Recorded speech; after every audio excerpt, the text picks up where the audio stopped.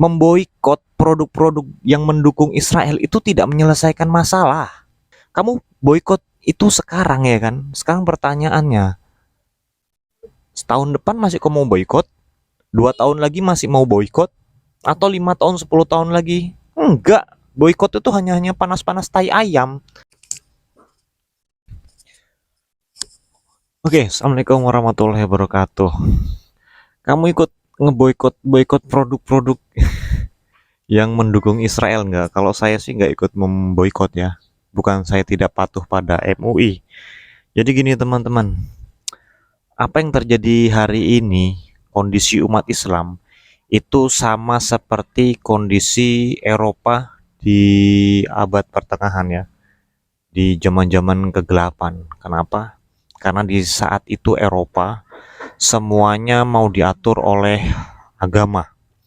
Bahkan segala sesuatunya yang tidak menurut pada agama atau dianggap menistakan agama itu langsung dihukum seperti itu. Dan di saat Eropa itu di masa kegelapan, sedangkan di Jazirah Arab ya di Timur Tengah itu masa-masa keemasannya Islam. Kenapa bisa kebalikan demikian ya kan? Karena di zaman itu di Timur Tengah di masa-masa Golden Age atau masa-masa keemasan umat Islam itu lebih mengedepankan tentang pola pikir, tentang ilmu pengetahuan, tentang ilmu dunia, tentang kesehatan masyarakatnya, habis itu sistem-sistem pendidikannya. Jadi menghasilkan sumber daya manusia yang berkualitas sehingga menyebabkan umat Islam pada saat itu benar-benar di puncak-puncaknya seperti itu. Sedangkan di Eropa itu sedikit-sedikit masih menyinggung masalah tentang agama, tidak sesuai dengan gereja dihabisi. Jika ada ilmuwan yang dianggap bertentangan dengan gereja itu langsung dihukum, ya kan? Seperti itu. Contoh Galileo, ya kan? Habis itu masih banyak ilmuwan-ilmuwan dari Eropa yang pada saat itu dijatuhi hukuman mati karena dianggap bertentangan dengan nilai-nilai keagamaan yang berlaku di Eropa pada saat itu. Jadi hal ini tuh terjadi pada umat Islam di zaman sekarang. Kenapa umat Islam di zaman sekarang itu mengalami kemunduran? Ya karena kita sedikit-sedikit tuh mengagungkan tentang agama, tapi melupakan esensi pesan dari agama. Jadi gini teman-teman, contoh ya, eh kita sering nggak berpikir begini, contohnya begini aja lah, orang miskin itu masuk surga karena nanti dihisap, hartanya sedikit, ya kan? Itu yang kita dengar pada saat ini. Tapi kalian tahu nggak, orang kaya itu jauh lebih cepat masuk surga karena dia memikirkan bagaimana hartanya yang dia tinggalkan itu bisa bermanfaat bagi kehidupan yang dia tinggalkan.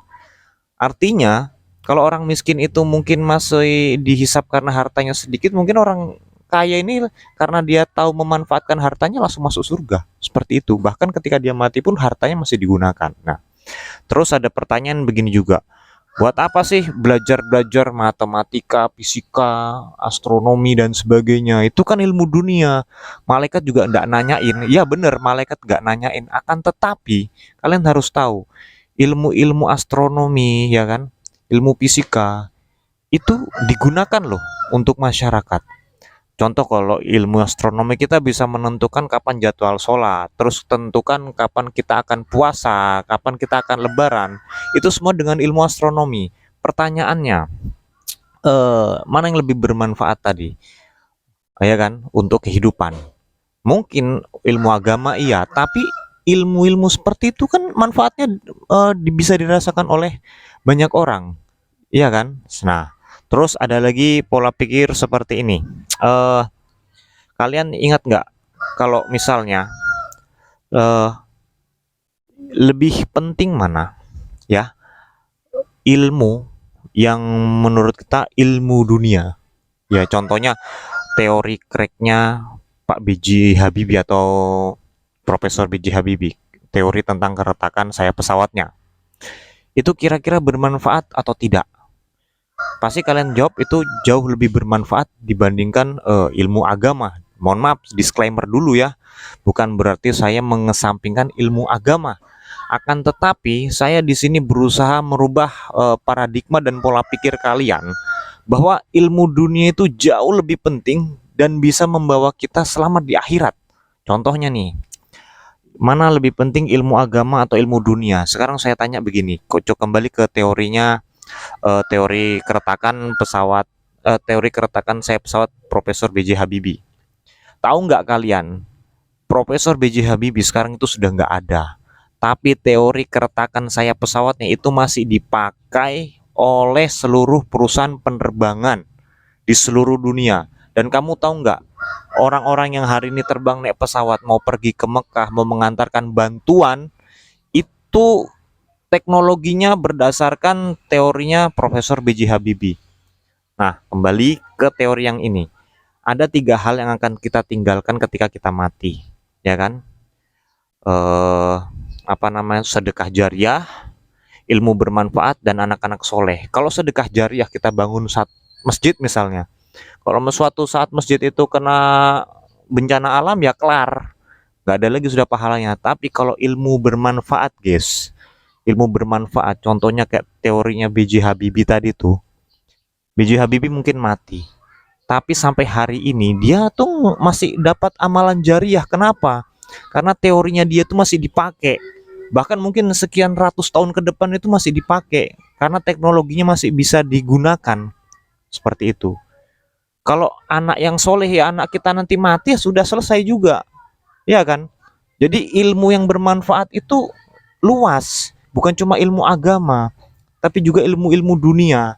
Dan kamu bayangkan coba, B.J. Habibie sekarang di alam kubur, dia tinggal menikmati hasil investasinya. Seperti itu kan, kurang lebih begitu. Nah, dari sini kita itu harus merubah paradigma kita.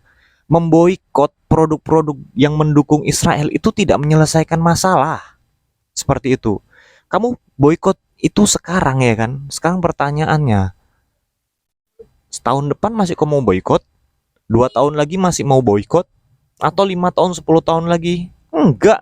Boikot itu hanya panas-panas tai ayam. Selesai itu ya sudah gitu loh. Hari ini karena lagi rame-ramenya ini perang Israel Palestina, ya kan? Bahkan dulu saya sudah nuliskan tentang keresahan saya terhadap Palestina itu dari 2012, 2011. Tapi pada saat itu ya nggak terlalu viral kayak sekarang. Tapi sekarang nih rame-rame orang pasang Palestina. Iya bener bos, kamu mendukung. Tapi nggak begitu juga caranya gitu loh. Dulu-dulu kamu kemana gitu kan? Kok sekarang baru muncul gitu. Jadi ketika saya lihat fenomena orang-orang lagi pro Palestina sekarang, ya saya cuma diam aja gitu. Ngelihat orang ngeboikot, ngeboikot, ya diam aja karena ngeboikot tidak menyelesaikan masalah. Akan tetapi lebih bagus kita ngedepankan ya kan pola pikir kita supaya kita bisa menghasilkan sumber daya manusia yang lebih mumpuni. Terus ada pertanyaan tuh, lihat tuh Arab Saudi, lihat tuh Uni Emirat Arab, lihat tuh Qatar, tetap agama yang dikedepankan, tetap aja mereka sukses, mereka sejahtera. Sadar bos, mereka tuh kaya hari ini karena minyak. Kamu lihatlah sebelum sebelum mereka menemukan minyak, lebih parah dari Timur Leste, hancur negaranya. Ya kan? Karena ketemu minyak, makanya negara mereka bisa makmur kayak gitu. Dan kamu harus lihat Eropa hari ini itu sadar bahwasanya investasi di sumber daya manusia itu jauh lebih penting daripada sumber daya alam. Ya nggak usah jauh-jauh lah ngeliat Eropa, ya kita aja lah Indonesia ya kan. Jadi semoga video ini bisa ngerubah pola pikir kalian ya. Ngeboikot itu bukan solusi, akan tetapi ayolah kita sama-sama belajar mencerdaskan diri kita, mencerdaskan anak keturunan kita supaya tidak terbodohi gitu nah. Masa sih generasi di atas kita sudah bagian dari zaman keterpurukan Islam, masa kita mau melanjutkan keterpurukan Islam lagi ya gitu kan. Gerakkan anak-anak kita untuk mempelajari ilmu dunia, mempelajari ilmu-ilmu yang bermanfaat untuk masyarakat agar kita tuh umat Islam itu bisa naik lagi di fase-fase keemasannya dan kita bisa memimpin dunia. Itu saja pesan dari saya, semoga bermanfaat. Wassalamualaikum warahmatullahi wabarakatuh.